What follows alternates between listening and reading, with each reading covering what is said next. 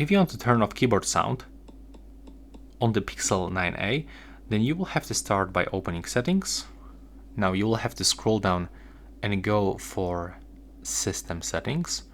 Then you will have to move into the keyboard, and right now just go to the on-screen keyboard, select Gboard, then go to the preferences, and now scroll down until you find sound on the key press. Now turn it off, and it's actually finished. Thanks for watching.